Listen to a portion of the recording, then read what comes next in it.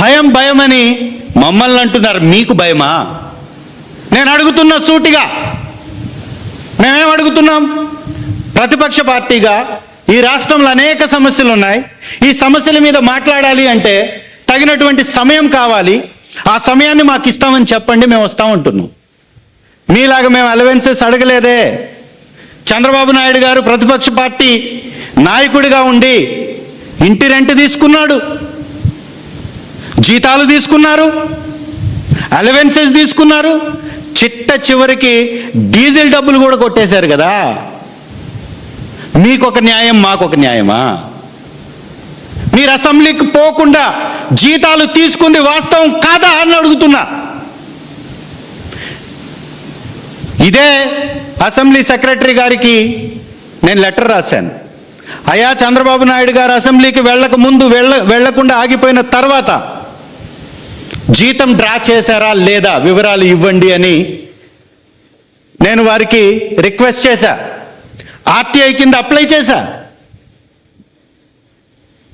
నన్ను ప్రత్యక్షంగా పిలిచి అది విత్డ్రా చేసుకోమని అడిగారు వారు సెక్రటరీ గారు. లేదు లేదు, నాకు ఖచ్చితంగా వివరాలు ఇవ్వాల్సిందేనని నేను అడిగాను. ఈ రోజుకి వివరాలు ఇవ్వాల.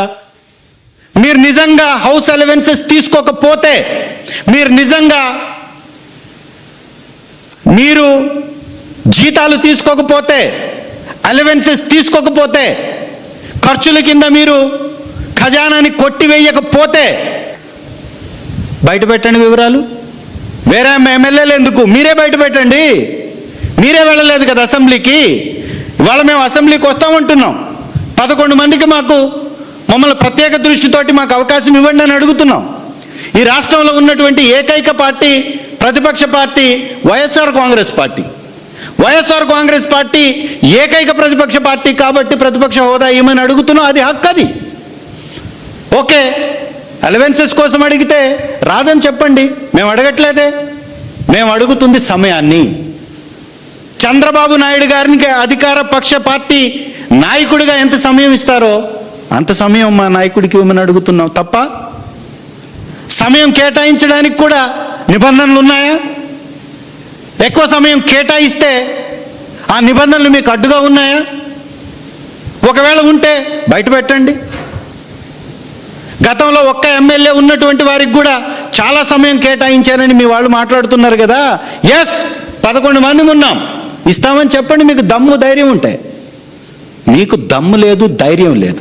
ఎందుకంటే దోపిడీ మీ విధానం కాబట్టి, ఆ దోపిడీ బయటకు రాకుండా ఉండడం మీ యొక్క ఆలోచన కాబట్టి, ఆ ఆలోచన మేమొస్తే అది కుదరదు కాబట్టి మమ్మల్ని రాకుండా చేసేటటువంటి కార్యక్రమాలకి మీరు పూనుకుంటున్నారు. ఇవాళ అంటున్నారు మీరు అసెంబ్లీకి రాకపోతే మేము సస్పెన్షన్ చేస్తామని చెప్పేసి స్పీకర్ గారు అంటున్నారు. మేమేమంటున్నాం, మీరేమంటున్నారు? మేము వస్తాం, సమయం ఇవ్వమంటున్నాం, మీరు ఇవ్వలేనంటున్నారు. నిజంగా మీరు దమ్ము ధైర్యం ఉంటే, మీ ప్రభుత్వం మీద మీకు నమ్మకం ఉంటే, మీ ప్రభుత్వ పాలనని ఒక రెఫరెండంగా తీసుకొని మాతో పాటు చంద్రబాబు నాయుడు గారిని కూడా రాజీనామా చేయించండి. మా 11 మందిని కూడా సస్పెండ్ చేయండి, మేము కూడా రాజీనామా చేస్తాం. మీ ప్రభుత్వం యొక్క పనితీరు మీద రెఫరెండంగా పోదాం, మనం ముందుకి ప్రజలకి వెళదాం. ప్రజా తీర్పు కానీ మీ వైపు ఉంటే, ప్రజా తీర్పు మీ వైపు ఉంటే ఖచ్చితంగా మీ యొక్క నిబంధనలకు మేము ఆచరిస్తాం. ప్రజా వ్యతిరేకతని తట్టుకోలేక ప్రతిపక్ష నాయకుడి యొక్క గొంతుని నొక్కిచ్చేటటువంటి ప్రయత్నం చేస్తూ మళ్ళీ బుకాయించేటటువంటి కార్యక్రమాలు చేస్తూ ఉన్నారు. ఇవాళ రాష్ట్రంలో ఉన్నటువంటి పరిస్థితుల మీద సుదీర్ఘమైనటువంటి ప్రెస్ మీట్లు పెడితే గంటన్నర కూడా సరిపోవట్లేదు మాట్లాడడానికి ప్రతిపక్ష నాయకుడికి. అలాంటిది మీరు ఇచ్చేటటువంటి ఒక ఎమ్మెల్యే టైం అంటే ఎలా సరిపోతుంది?